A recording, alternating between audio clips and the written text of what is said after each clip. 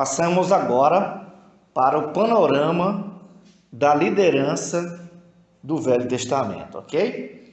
Muito bem, gente. Então, os líderes do povo de Israel, registrados nas páginas do Velho Testamento, são o rei, o profeta, o sacerdote e o ancião. Muito bem? O rei era aquele que reinava em nome de Deus e em nome do povo.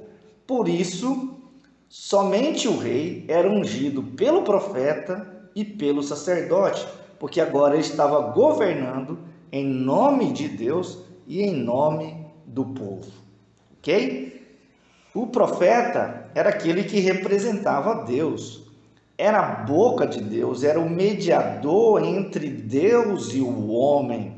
Deus se revelava por meio do profeta. Portanto, o profeta era aquele que cuidava da revelação de Deus ou da palavra de Deus. Muito bem? O sacerdote era aquele que representava os homens diante de Deus. E a função dele era cuidar do culto, da adoração. Já os anciãos, eles representavam a sua tribo. Ele era o líder da tribo, ok? Muito bem. Vamos ver alguns detalhes desses ofícios, ok? Muito bem, vamos lá. No Velho Testamento, só os profetas e os sacerdotes e os reis, eles eram ungidos, ok? 1 Reis 19:16, Êxodo 28:41, Êxodo 30, verso 30, 1 Samuel 10, 1 e o capítulo 16, de 1 a 13, vai justamente nos dizer isso, que somente os profetas, os sacerdotes e os reis, eles eram ungidos, porque esses eram os ofícios, ok? Esses três ofícios, eles tipificavam Cristo, que era o ungido, ok? Tanto é verdade que a palavra Messias em hebraico e Cristo em grego significa o ungido, ok? E todos os textos do Velho Testamento, querido, que falava do ungido de Deus, são interpretados no Novo Testamento como se referindo a Jesus. Ok? Então, para você entender, lembre-se disso. Por isso que somente o rei, o profeta e o sacerdote eram ungidos, porque eles eram tipos de Cristo. Ok? Por isso que em Atos, capítulo 4, verso 26, interpretando o Salmo 2, de 1 a 2, vai justamente nos dizer que o ungido ali é Jesus. Muito bem? Segundo, também nós sabemos que todos estes profetas, sacerdote e rei, eles eram ungidos com óleo, pois o mesmo simbolizava o Espírito Santo, ou seja, o óleo representava o Espírito. Tanto é verdade que em Atos 10, verso 37, diz que Deus ungiu a Jesus não com óleo, mas com o Espírito. A terceira coisa que a gente precisa entender é que todos os que eram ungidos uma vez só e não pediam unção todos os dias, né? Isso aqui é importante porque hoje, às vezes, o pessoal não entende isso. A pessoa já é ungida porque ele foi ungido com o Espírito, e toda vez que ele vai, por exemplo, pregar ou fazer alguma coisa, o pessoal pede unção de novo, né? Então, eu preciso entender exatamente isso aqui, ó, que todos os que eram ungidos lá no Velho Testamento eram ungidos uma vez só e não pediam unção todos os dias, ok? E quarta coisa interessante aqui, observação importante, é que existe uma grande diferença entre a unção de Jesus para os dos oficiais do Velho Testamento, ok? Por exemplo, primeiro, Jesus foi ungido para exercer não o ofício, mas todos os ofícios e cumprir todas as funções dos três ofícios. Segundo, Jesus foi ungido não com óleo, mas com o Espírito, como nós já falamos em Atos 10, 37 e 38. E terceiro, Jesus não foi ungido por homens, mas pelo próprio Pai. Atos 10, 38, ok? Muito bem, gente, vamos para frente. Vamos agora para o panorama das festas do Velho Testamento, ok, gente? Muito bem, como todo mundo sabe, o povo de Deus era um povo bem festivo e existiam várias festas. Mas as festas obrigatórias dos judeus, que está em Êxodo 23, 14 a 17, Êxodo 34, 18 e 22 e 23, e Deuteronômio 16, 16, que vão dizer as mesmas coisas, vão nos dizer exatamente isso, que as festas obrigatórias dos judeus eram: primeiro, a festa dos pães asmos; segunda festa, a festa de Pentecoste, ou a festa das primícias, ou da colheita dos primeiros frutos; e terceiro, a festa dos tabernáculos, ou das tendas, ok? Muito bem. Aí, talvez você faça a seguinte pergunta: mas e a festa da Páscoa? Onde está? Aí eu vou ter que dizer para você que não tem. E por que que não tem? Porque a Páscoa não é a festa propriamente dita. A Páscoa era a ceia dos judeus comida no primeiro dia da festa dos pães asmos, para os lembrar da passagem. Portanto, a Páscoa era uma refeição solene, comida no primeiro dia da festa dos pães asmos. Êxodo 12, 17 vai nos dizer isso.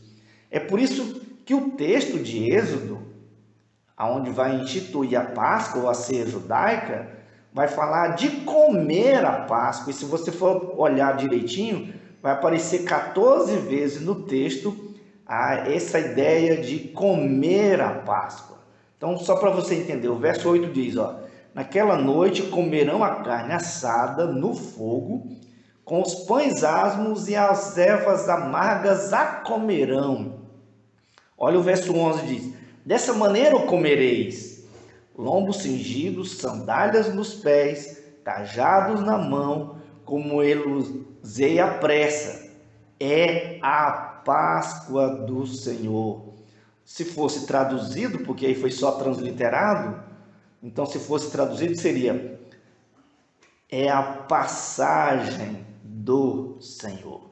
Ok? Perceba então que em Êxodo 2, 12, 8, que essa refeição solene era composta de, então por isso que eu estou mostrando para você que era comida, porque essa refeição era composta de um cordeiro assado, que simbolizava ou tipificava Cristo; verduras amargas, que lembrava o amargor do sofrimento da escravidão do Egito; e os pães sem fermento, ou chamados pães asmos, lembrando a fuga apressada, ou para lembrar a rápida fuga do Egito, quando não sobrou tempo para fermentar o pão.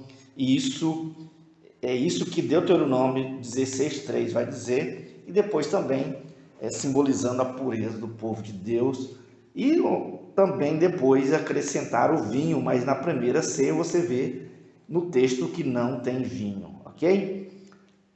Mas aí talvez você me fizesse uma outra pergunta: por que em alguns lugares, como Lucas 2, 41, João 2, 23, João 6, 4, João 13, 1, Ezequiel 45, 21, a Páscoa é chamada de festa? Deixa eu explicar para você. Ela é uma festa no sentido de celebração, assim como a ceia do Senhor foi chamada de a festa do amor pelos primeiros cristãos.